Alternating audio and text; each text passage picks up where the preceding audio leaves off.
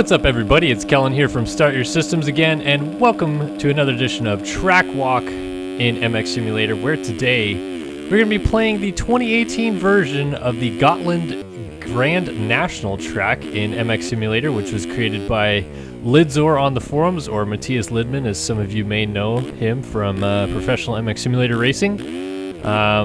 Lidman is Swedish, and this is a Swedish Enduro track on the island of Gotland, which is in the southern part of Sweden, I guess. Kind of pretty much directly south of Stockholm and in the Baltic Sea, and they have a big Enduro at this event on this island every year called the Gotland Grand National that is now part of the World Enduro Super Series. It was also inaugural this year, had its inaugural season.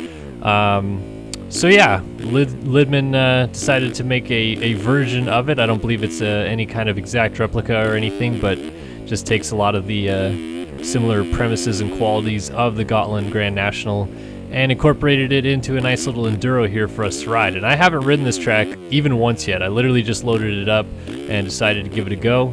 Felt like that would be kind of cooler to do today, so I can do my first real opinions and walkthroughs of the track almost live, I guess. You guys get kind of my real scouting of the track as it happens.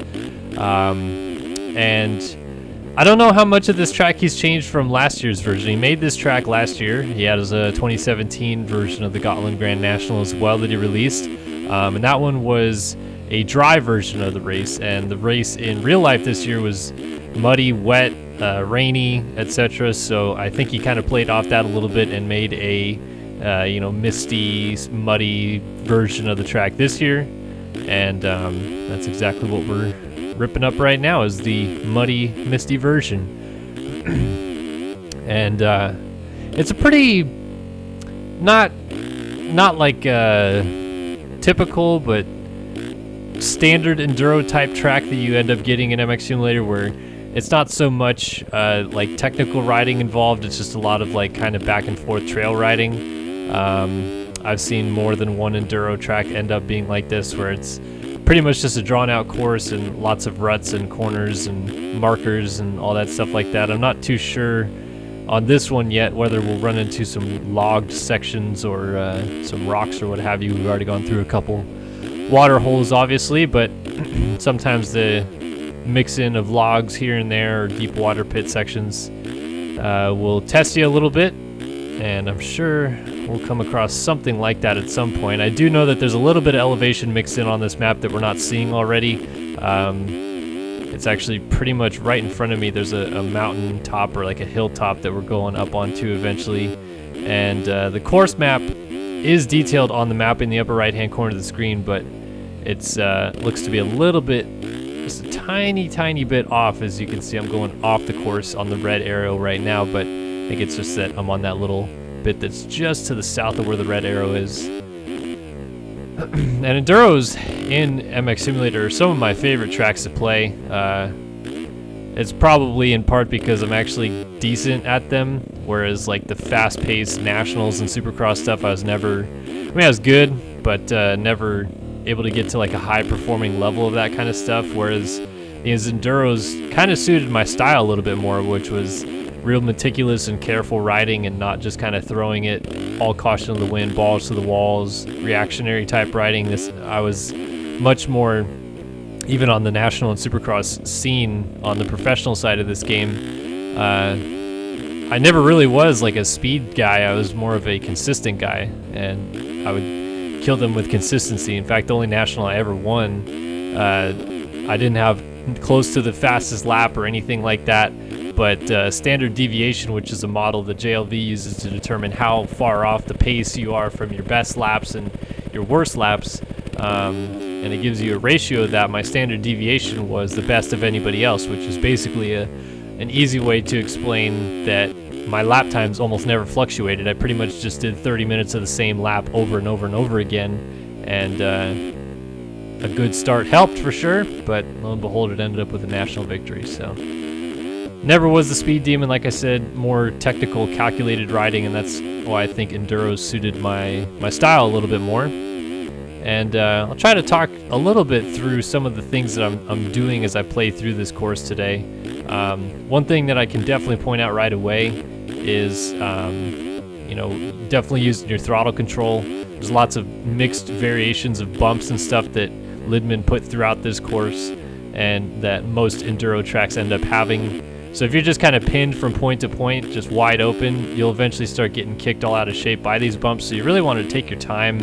The phrase slower is faster is definitely the truer form of the spoken word here. Can you lay down a much quicker lap time than I'm going to run here? Of course, but you also will spend hours upon hours crashing trying to get that lap time, whereas here I'm just going to try to cruise around, almost do a little bit of just free ride and trail riding, and eventually it ends up with a pretty solid lap time because I don't crash as often, and the less time you spend on the ground on these events, the more time you are actually moving to the next spot that you need to be, and obviously that's a time saver in itself. So definitely kind of controlling the throttle. You hear me kind of blipping the throttle a lot. I also try to turn some of these little bumped sections, you know, the rollers and whatnot, into little rhythms, kind of popping from one section to the next and letting the bike just kind of flow back and forth. Lots of stick movements, much more so than on a standard supercross or motocross track. In this game, you're really moving the stick around, trying to keep the bike level. A good tip or thing to always try to focus on is if you're trying to keep yourself more balanced, sitting down is going to help you do that. It kind of keeps the weight of the bike centered a little bit better, whereas if you're standing, the rider is able to move a little bit freer up and down and all around and whatnot. So if you're sitting, that weight of the rider isn't moving as much, and thus it's mostly the bike that's doing the moving. Now obviously if you're sitting, you're also going to get bucked around a lot more. You're going to get kicked up in the air a little bit here and there. But you know, for these tricky sections where it's pretty rutted out, or you're going slow, or you're hitting rocks, for example, usually I tend to sit down through those and just kind of blip the throttle on certain sections.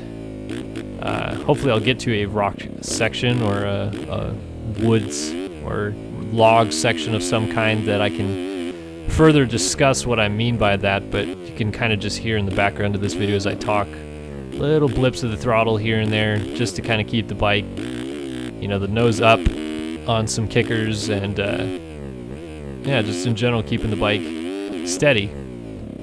You don't want to overdo it. That's really easy to do on an enduro track, is to ride just over your head and push it too hard. And I would say that so far from what I've seen of this track by Lidman here, this is definitely a track where you can push the boundaries a little bit more. It is almost laid out a little bit more wide form, more you kind of like a motocross track just through the woods. Not as much single track action or things like that. Now, have you ever played any of Hagvist's enduro tracks? Like he's made Sorkatorp and Venkaboda, which are the two kind of classic Hagvist enduro tracks. Those ones are a lot of single track, lots of little mixed, you know, rocks and stuff in the ground. A lot more technical riding, and those ones are the ones I really do personally enjoy. I've always actually been a pretty big fan excuse me, of Hagvist's tracks. He even did most of the 2013 GP series tracks.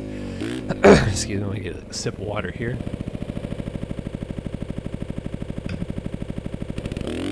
Alright. He actually did most of the 2013 GP tracks that I raced pretty much that entire season. He and Rafagas both worked on those tracks, and they were way, way more technical than any modern day MX Simulator track is. They were scaled down a little bit, so it's closer to that 1-to-1 scale that people always kind of cry for. If you're listening in here, you'll hear me blipping the throttle.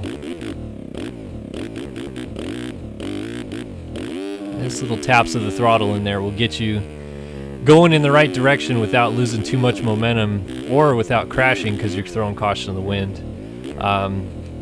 But yeah, Rafagas and Hagvist worked together and made just extremely technical tracks. The traction was always different week to week, and again, just kind of like it is with the enduro stuff, I did really well in that GP series. I got up on the podium a few times. Well, I don't know how I landed that. It went way too fast in that.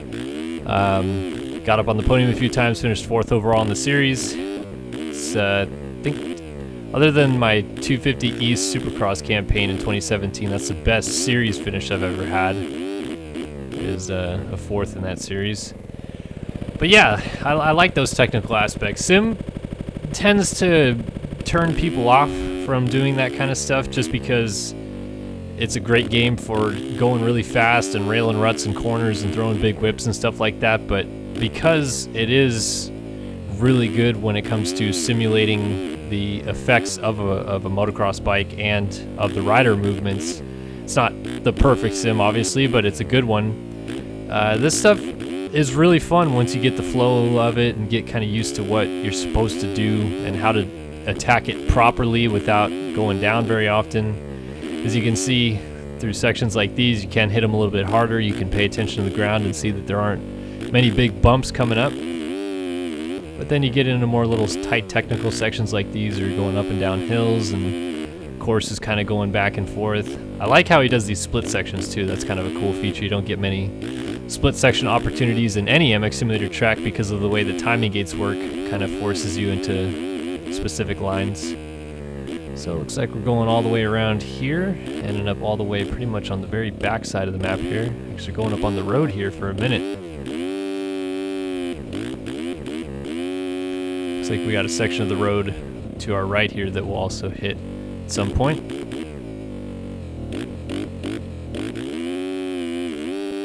This looks like a pretty fast back section here. Let's see if I can kind of rhythm it.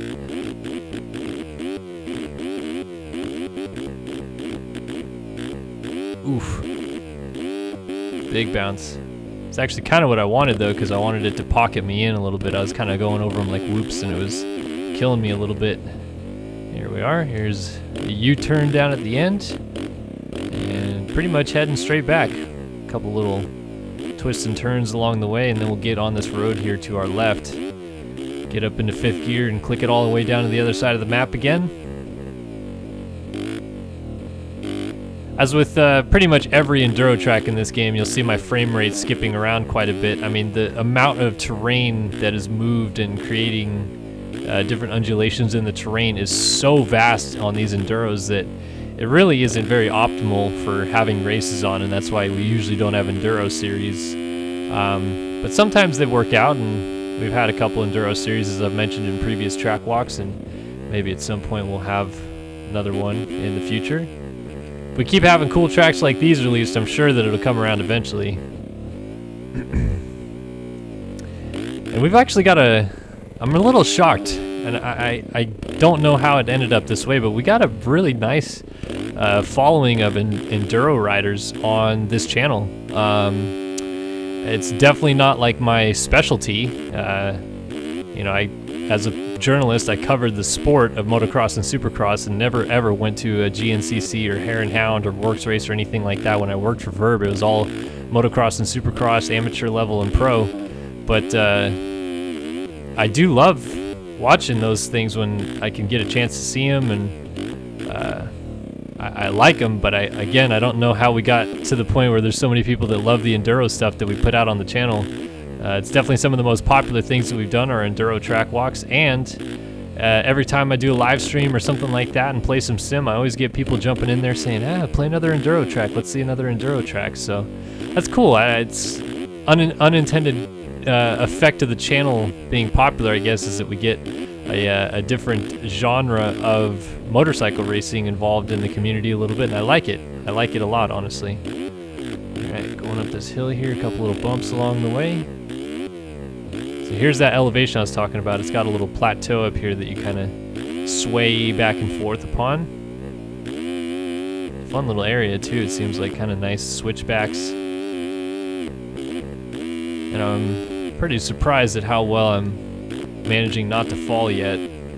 But sometimes sim does this to you, man. Sometimes you pick up the game, you get in those zones, you just start riding, you don't think about it much, you just let your hands do the natural movements, and before you know it, you're actually riding halfway decent, and you're in a zone a little bit.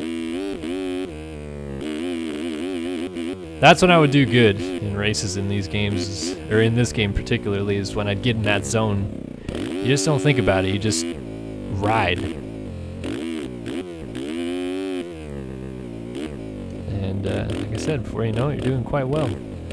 All right, looks like I actually made it to the finish line awful quick here. Wow. Did I actually hit the finish line, or is the finish line somewhere else that I didn't notice yet? Might be at the end of this straightaway. I'd like to get a lap time, so I won't end the video just yet. But a very nice job here by Matthias Lidman. I love the kind of work that went into this track. There we are, 15:13, about an even 15-minute lap time there. I think that's pretty good, good lap time here for the Gotland Enduro here in MX Simulator. So again, if you guys want to try out this track, be sure to hit up the description below. There's a download link there for you to head over to the forum page, maybe give Lidman a little thank you note or something like that on this forum post over here, and then you can download it and give it a go for yourself. Try it out, have a little bit of fun, maybe put it on a server with your friends, and have a little bit of fun playing some MX Simulator. So, for Kellen here on Star Systems, I thank you once again for joining us here on Track Walk, and we'll see you guys in the next video. So long for now.